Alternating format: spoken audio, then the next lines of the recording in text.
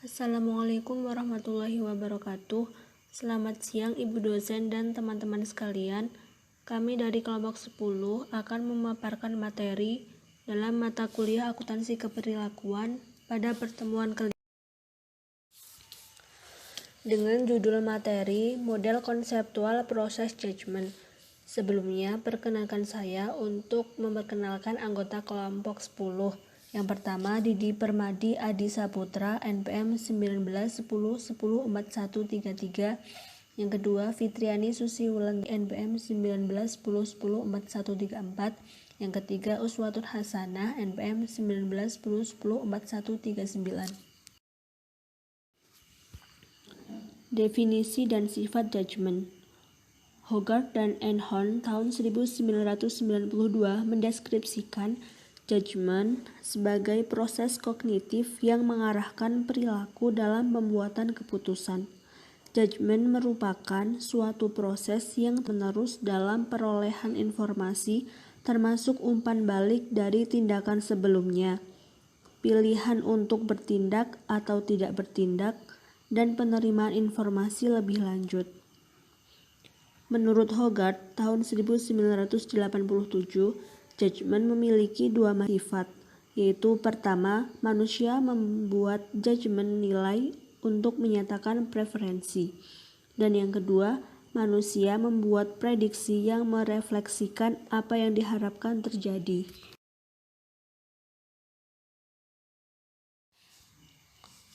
Menurut Hogarth, tahun 1994, kapasitas pemrosesan informasi yang terbatas mempunyai 4 konsekuensi utama, yaitu sebagai berikut. 1.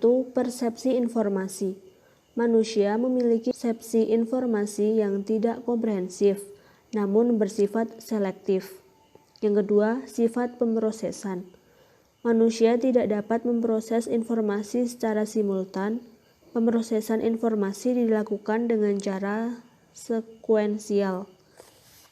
3. Kapasitas pemrosesan. Manusia tidak mempunyai kalkulator intuitif yang memungkinkan mereka membuat perhitungan secara optimal. Manusia akan menggunakan prosedur sederhana atau rule of thumb atau heuristik untuk mengurangi mental effort. Yang terakhir, keterbatasan memori. Manusia memiliki kapasitas memori yang terbatas. Model konseptual proses judgment. Brunswick-Lens model adalah suatu model konseptual yang menjelaskan bahwa proses judgment seseorang didasarkan pada suatu reference point atau cues. Dalam model konseptual Brunswick ini dijelaskan bahwa pemahaman dan interaksi antara dua sistem, yaitu yang pertama jaringan atau network, nyata hubungan antara reference point atau cues dalam lingkungan dengan peristiwa yang diprediksi. Kemudian yang kedua, jaringan yang menghubungkan antara reference point dalam pikiran individual dengan apa yang mereka prediksi. Bias judgment. Bias judgment adalah pola penyimpangan dalam pengambilan keputusan pada situasi tertentu. Bias judgment dapat terjadi karena beberapa sebab, seperti adanya distorsi persepsi, ketidakakuratan prediksi, interpretasi yang tidak logis, atau pengambilan keputusan yang didasarkan pada proses pemikiran yang tidak rasional. Peran memori dalam memprediksi judgment. 1. Tugas judgmental adalah terstruktur. Yang kedua, reference point yang dipilih. Kemudian yang ketiga, faktor lingkungan atau dari memori seseorang. Yang keempat, aturan yang digunakan untuk memproses penilaian informasi dalam pembuatan keputusan.